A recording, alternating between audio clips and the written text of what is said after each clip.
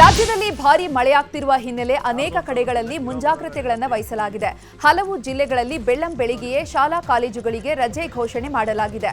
ಉತ್ತರ ಕನ್ನಡ, ದಕ್ಷಿಣ ಕನ್ನಡ, ಉಡುಪಿ, ಹಾಸನ, ಶಿವಮೊಗ್ಗ, ಚಿಕ್ಕಮಗಳೂರು, ಕೊಡಗು, ಬೆಳಗಾವಿ, ಚಿತ್ರದುರ್ಗ, ದಾವಣಗೆರೆ ಜಿಲ್ಲೆಗಳಿಗೆ ಶಾಲಾ ಕಾಲೇಜುಗಳಿಗೆ ರಜೆ ಘೋಷಣೆ ಮಾಡಲಾಗಿದೆ. ನದಿ ತೀರದ ಪ್ರದೇಶಕ್ಕೆ ತೆರಳದಂತೆ ಎಚ್ಚರಿಕೆಯನ್ನು ನೀಡಲಾಗಿದೆ. ಬೆಳಗಾವಿಯ ಖಾನಾಪುರದ ಕಾಡಂಚಿನ ಗ್ರಾಮಗಳ ಸರ್ಕಾರಿ ಕನ್ನಡ ಶಾಲೆಗಳ ಸ್ಥಿತಿ ಹೇಳೋರೇ ಇಲ್ಲ ಅನ್ನುವಂತಾಗಿದೆ. ಇನ್ನು ಕೊಡಚವಾಡ ಪಂಚಾಯತ್ ವ್ಯಾಪ್ತಿಯಲ್ಲಿರುವಂತಹ ಶಾಲೆಗಳಿಗೆ ಕಾಯಕಲ್ಪ ಬೇಕಿದೆ. ಚಿಕ್ಕದಿನಕೊಪ್ಪ, ಅವರೊಳ್ಳಿ ಮತ್ತು ದೇಮಿನಕೊಪ್ಪ, ಬಿಳಿಕಿ ಮತ್ತು ಕೊಡಚವಾಡ ಗ್ರಾಮಗಳ ಸರ್ಕಾರಿ ಶಾಲೆಗಳು ಸೋರ್ತಾ ಇದ್ದು, ಅದೇ ತರಗತಿಗಳಲ್ಲಿ ವಿದ್ಯಾರ್ಥಿಗಳಿಗೆ ಪಾಠ ಮಾಡಲಾಗ್ತಾ ಇದೆ. ಶಾಲೆಗಳು ಬೀಳುವ ಸ್ಥಿತಿ ತಲುಪಿದ್ದು, ಸ್ವಲ್ಪ ಹೆಚ್ಚು ಕಡಿಮೆ ಆದರೂ ಮಕ್ಕಳ ಪ್ರಾಣಕ್ಕೆ ಸಂಚಕಾರ ಆಗಲಿದೆ. ಕೂಡಲೇ ಶಾಲೆಯನ್ನು ದುರಸ್ತಿ ಮಾಡಬೇಕು ಅಂತ ಸ್ಥಳೀಯರು ಆಗ್ರಹಿಸಿದ್ದಾರೆ. ಮಲೆನಾಡು ಪಶ್ಚಿಮ ಘಟ್ಟಗಳ ಸಾಲಿನಲ್ಲಿ ಮಳೆ ಆರ್ಭಟ ಮುಂದುವರೆದಿದೆ. ಧಾರಾಕಾರ ಮಳೆಗೆ ಶೃಂಗೇರಿ ಬಳಿ ಗುಡ್ಡ ಕುಸಿದಿದೆ. ತೆಕ್ಕೂರು ಎಂಬಲ್ಲಿ ಗುಡ್ಡದ ಮಣ್ಣು ರಸ್ತೆಗೆ ಅಡ್ಡಲಾಗಿ ಬಿದ್ದಿದ್ದು, ರಸ್ತೆ ಸಂಪೂರ್ಣ ಬಂದ್ ಆಗಿದೆ. ಇತ್ತ ಶೃಂಗೇರಿ ತೆಕ್ಕೂರು ರಸ್ತೆ ಸಂಪರ್ಕ ಕಡಿತಗೊಂಡಿದೆ. ನಿನ್ನೆಯಿಂದ ಮಳೆ ಧಾರಾಕಾರವಾಗಿ ಸುರಿತಾ ಇದ್ದು, ಇನ್ನೂ ಗುಡ್ಡ ಕುಸಿಯುವ ಭೀತಿ ಇದೆ. ಚಿಕ್ಕಬಳ್ಳಾಪುರ ಜಿಲ್ಲೆಯಾದ್ಯಂತ ಬಿಟ್ಟು ಬಿಡದೆ ಮಳೆಯಾಗ್ತಾ ಇದೆ. ನಿರಂತರ ಮಳೆಗೆ ಜನ ಹೈರಾಣಾಗಿದ್ರೆ ರೇಷ್ಮೆ ಸಾಕಾಣಿಕೆದಾರರು ಪರದಾಡ್ತಿದ್ದಾರೆ. ತೇವಾಂಶದಿಂದ ರೇಷ್ಮೆ ಬೆಳೆಗಳಿಗೆ ರೋಗ ತಗುಲುವ ಭೀತಿ ಹೆಚ್ಚಾಗಿದ್ದು, ರೈತರು ಕಂಗಾಲಾಗಿದ್ದಾರೆ. ಚಿಕ್ಕಬಳ್ಳಾಪುರ, ಚಿಂತಾಮಣಿ, ಶಿಡ್ಲಘಟ್ಟದ ಭಾಗದಲ್ಲಿ ಭಾರೀ ಮಳೆಯಾಗ್ತಾ ಇದೆ. ಬೀದರ್ ಜಿಲ್ಲೆಯ ಹಲವೆಡೆ ಧಾರಾಕಾರ ಮಳೆಯಾಗ್ತಾ ಇದೆ. ಇತ್ತ ಠಾಣ, ಕುಸನೂರು ಸಂಗಮ ಸಂಪರ್ಕಿಸುವಂತಹ ಮುಖ್ಯ ರಸ್ತೆ ಮುಳುಗಡೆಯಾಗಿದೆ. ಹಳ್ಳದ ನೀರು ರಸ್ತೆಗೆ ಬಂದಿರುವ ಹಿನ್ನೆಲೆ ರಸ್ತೆ ಮುಳುಗಡೆಯಾಗಿದ್ದು, ಸದ್ಯ ವಾಹನ ಸವಾರರು ಮುಳುಗಡೆಯಾದ ರಸ್ತೆಯಲ್ಲೇ ವಾಹನವನ್ನು ಚಲಾಯಿಸಬೇಕಾದಂತಹ ಅನಿವಾರ್ಯತೆ ಇದೆ. ಮಲೆನಾಡು ಭಾಗದಲ್ಲಿ ನಿರಂತರ ಮಳೆಯ ಹಿನ್ನೆಲೆ ಹೇಮಾವತಿ ಜಲಾಶಯಕ್ಕೆ ಒಳಹರಿವು ಹೆಚ್ಚಳವಾಗಿದೆ. ಹೇಮಾವತಿ ಜಲಾಶಯ ಈಗಾಗಲೇ ಭರ್ತಿಯಾಗಿದೆ. ಈ ಹಿನ್ನೆಲೆ ಜಲಾಶಯದಿಂದ ಅಪಾರ ಪ್ರಮಾಣದ ನೀರು ಹೊರಬಿಡಲಾಗ್ತಾ ಇದೆ. ಮುಖ್ಯ ನದಿ ಮೂಲಕ ನೀರನ್ನ ಹೊರಬಿಟ್ಟಿದ್ದಾರೆ.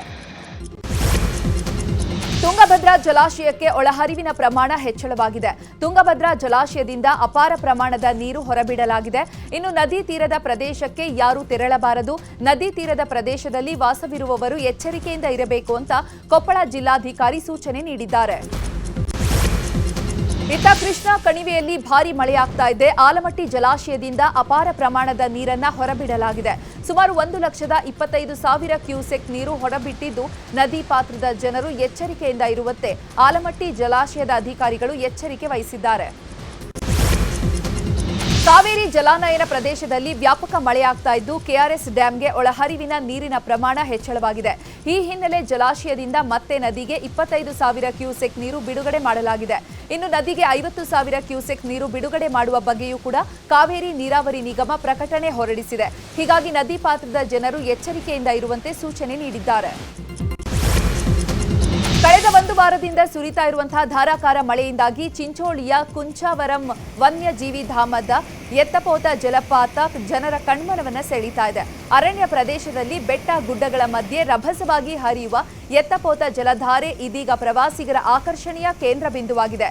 ಸುತ್ತಲಿನ ಪ್ರತಿಯೊಂದು ಹರಿವ ಜಲಧಾರೆಗಳು ಕೂಡ ನೆರೆಯ ತೆಲಂಗಾಣ, ಆಂಧ್ರಪ್ರದೇಶ ರಾಜ್ಯದ ವಿವಿಧ ಜಿಲ್ಲೆ, ನಗರ ಪ್ರದೇಶಗಳಿಂದ ಜನರು ಆಗಮಿಸಿ ಜಲಧಾರೆಯನ್ನ ಕಣ್ತುಂಬಿಕೊಂಡಿದ್ದಾರೆ.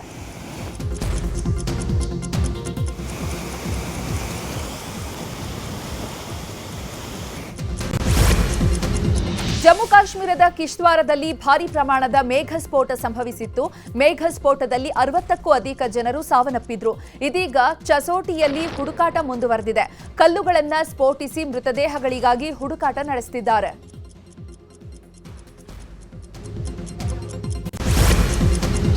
ಇನ್ನೊಂದೆಡೆ ಚಿಸ್ತೋಯ್ಗೆ ಸಂಪರ್ಕ ಕಲ್ಪಿಸುವಂತಹ ಸೇತುವೆ ಸಂಪೂರ್ಣವಾಗಿ ಕೊಚ್ಚಿ ಹೋಗಿತ್ತು.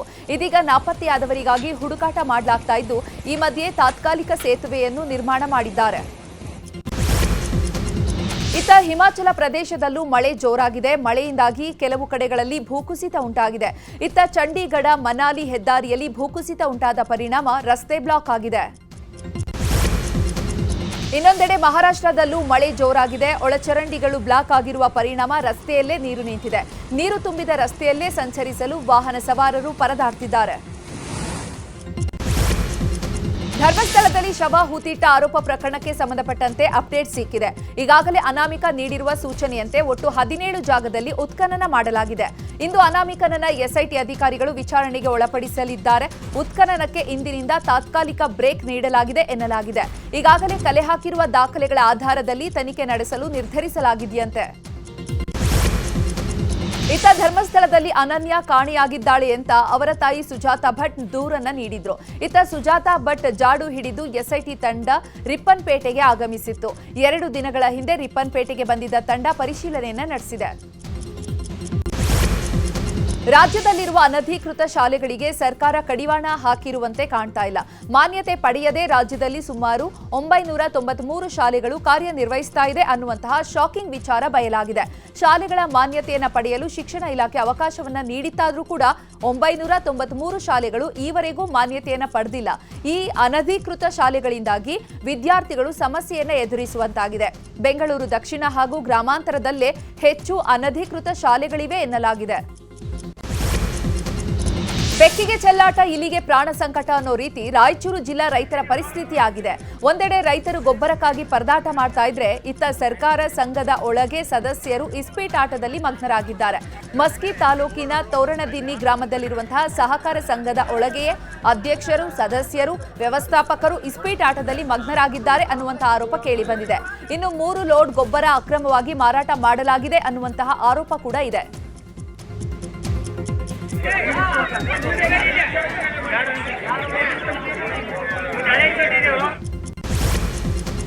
ರಾಜ್ಯದಲ್ಲಿ ಯೂರಿಯಾ ಗೊಬ್ಬರಕ್ಕಾಗಿ ರೈತರು ಪರದಾಟ ನಡೆಸ್ತಾ ಇದ್ರೆ, ವಿಜಯನಗರ ಜಿಲ್ಲೆಯ ಹರಪನಹಳ್ಳಿ ತಾಲೂಕಿನ ಹಲುಗಾವಲು ಗ್ರಾಮದ ರೈತರು ಯೂರಿಯಾ ಗೊಬ್ಬರಕ್ಕಾಗಿ ಬೆಳಿಗ್ಗೆ 5 ಗಂಟೆಯಿಂದಲೇ ಕ್ಯೂ ನಿಂತಿದ್ದಾರೆ.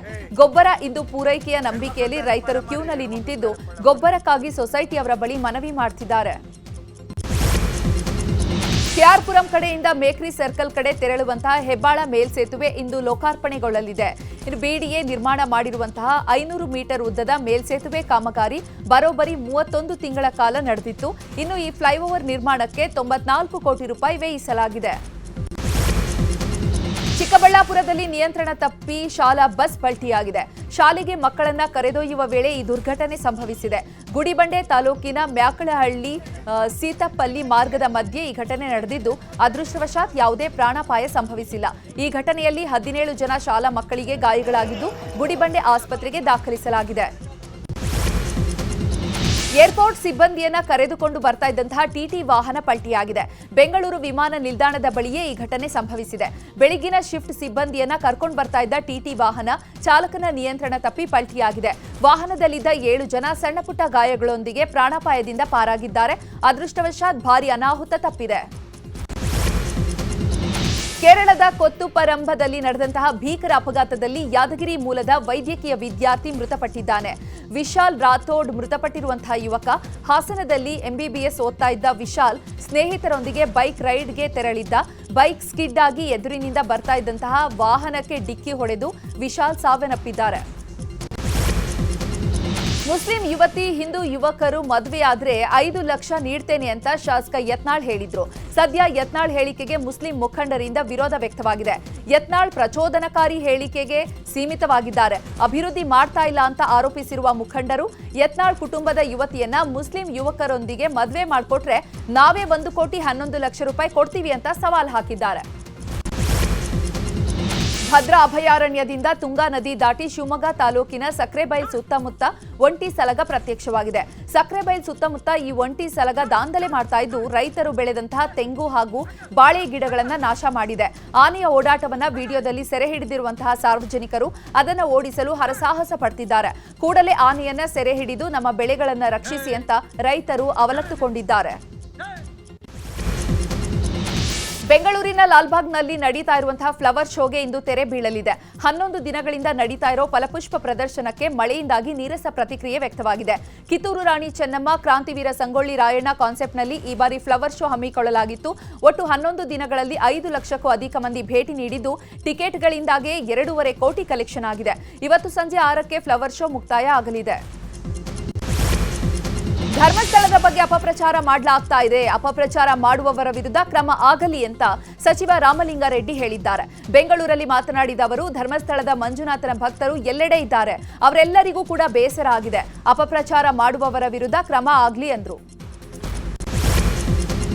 ಧರ್ಮಸ್ಥಳದ ವಿಚಾರವಾಗಿ ಷಡ್ಯಂತ್ರ ಇದೆ ಎನ್ನುವ ಬಗ್ಗೆ ಡಿಸಿಎಂ ಮಾತನಾಡಿದ್ದಾರೆ. ಸೋಷಿಯಲ್ ಮೀಡಿಯಾದಲ್ಲಿ ಅಪಪ್ರಚಾರ ಮಾಡಲಾಗ್ತಾ ಇದೆ. ಅವರ ವಿರುದ್ಧ ಕ್ರಮ ಯಾಕಿಲ್ಲ ಅಂತ ಶಾಸಕ ಭರತ್ ಶೆಟ್ಟಿ ಪ್ರಶ್ನೆ ಮಾಡಿದ್ದಾರೆ. ಅಪಪ್ರಚಾರದ ಹಿಂದಿರುವ ಅವರು ಯಾರು ಅನ್ನೋದು ಜಗತ್ತಿಗೆ ತಿಳಿಯಲಿ ಅಂತ ಭರತ್ ಶೆಟ್ಟಿ ಹೇಳಿದ್ದಾರೆ. ಇನ್ನು ಧರ್ಮಸ್ಥಳದ ವಿಚಾರವಾಗಿ ಮಾತನಾಡಿದ ಬಿಜೆಪಿ ರಾಜ್ಯಾಧ್ಯಕ್ಷ ವಿಜಯೇಂದ್ರ, ಅಪಪ್ರಚಾರಕ್ಕೆ ಕಡಿವಾಣ ಹಾಕಲು ಯಾಕೆ ಸರ್ಕಾರ ಪ್ರಯತ್ನ ಮಾಡ್ತಾ ಇಲ್ಲ ಅನ್ನೋದು ಗೊತ್ತಿಲ್ಲ. ಎಸ್ಐಟಿ ತನಿಖೆಯ ಮಧ್ಯಂತರ ವರದಿಯನ್ನ ಕೊಡಬೇಕು, ಸರ್ಕಾರ ಸಮಗ್ರ ಉತ್ತರವನ್ನ ಕೊಡಬೇಕು ಅಂತ ಆಗ್ರಹಿಸಿದ್ರು. 2004ರ ವಿಧಾನಸಭಾ ಚುನಾವಣೆ ವೇಳೆಯೂ ಕೂಡ ಮತಗಳ್ಳತನ ಆಗಿದೆ ಅಂತ ಕಾಂಗ್ರೆಸ್ ಮುಖಂಡ ಜೆಟಿ ಪಾಟೀಲ್ ಆರೋಪಿಸಿದ್ದಾರೆ.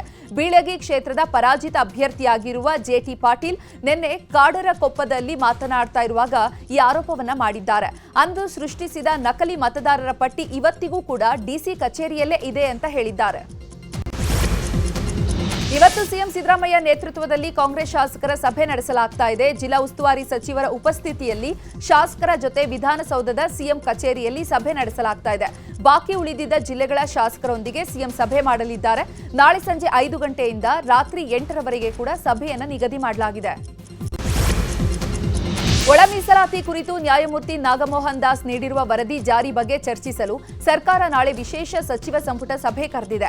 ವರದಿ ಜಾರಿಗೆ ಆಗ್ರಹಿಸಿ ಒಂದು ಕಡೆ ದಲಿತ ಎಡಗೈ ಸಮಾಜದ ಮುಖಂಡರು ಸಿಎಂ ಸಿದ್ದರಾಮಯ್ಯಗೆ ರಕ್ತದಲ್ಲಿ ಪತ್ರ ಬರೆದಿದ್ರೆ, ಮತ್ತೊಂದು ಕಡೆ ದಲಿತ ಬಲಗೈ ಸಮಾಜ ವರದಿ ಅವೈಜ್ಞಾನಿಕ ಆಗಿದ್ದು ಪರಿಷ್ಕರಿಸಿ ಇಲ್ಲವೇ ತಿರಸ್ಕರಿಸುವಂತೆ ಒತ್ತಾಯಿಸಿ ಇಂದು ಬೆಂಗಳೂರಿನ ಫ್ರೀಡಂ ಪಾರ್ಕ್ನಲ್ಲಿ ಬೃಹತ್ ಪ್ರತಿಭಟನೆ ನಡೆಸಲು ಮುಂದಾಗಿದೆ.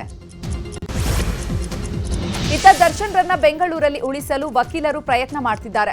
ದರ್ಶನ್ ರನ್ನ ಪರಪ್ಪನ ಅಗ್ರಹಾರ ಜೈಲಿನಿಂದ ಬೇರೆ ಕಡೆ ಶಿಫ್ಟ್ ಮಾಡಬಾರದು ಅಂತ ಅರೆಸ್ಟ್ ಆದ ದಿನವೇ ಕೋರ್ಟ್ಗೆ ವಕೀಲರು ಅರ್ಜಿ ಹಾಕಿದ್ರಂತೆ.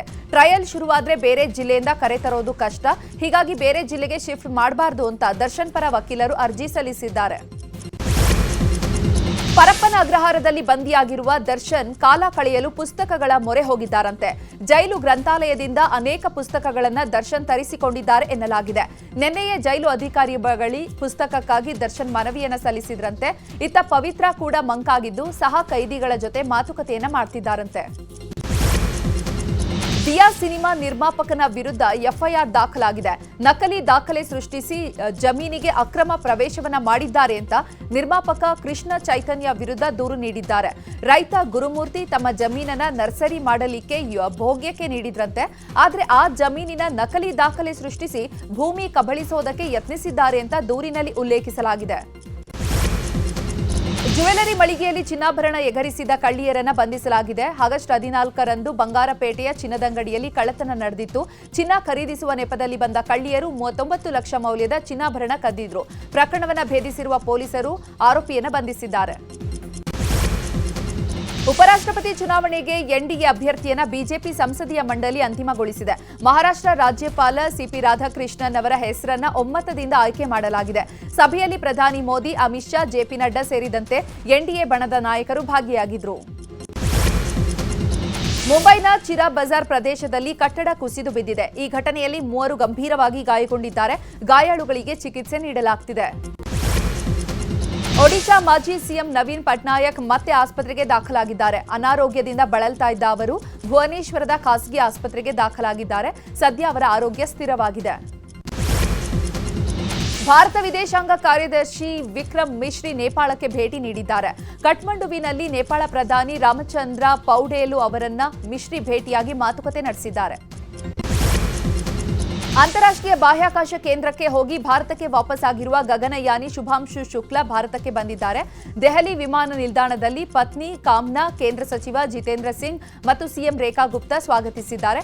Indian air force group captain Shubhanshu Shukla ಜೊತೆಗೆ ಇವತ್ತು ಲೋಕಸಭೆಯಲ್ಲಿ ವಿಶೇಷ ಚರ್ಚಾ ಕಾರ್ಯಕ್ರಮವನ್ನು ಹಮ್ಮಿಕೊಳ್ಳಲಾಗಿದೆ.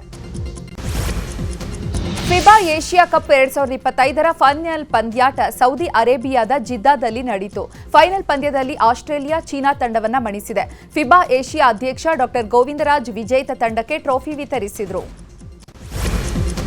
ಸೆಪ್ಟೆಂಬರ್ 9ರಿಂದ ಆರಂಭವಾಗಲಿರುವ ಏಷ್ಯಾ ಕಪ್ ಟೂರ್ನಿಗೆ ವೇಗಿ ಜಸ್ಪ್ರೀತ್ ಬೂಮ್ರಾ ಲಭ್ಯವಾಗಲಿದ್ದಾರೆ.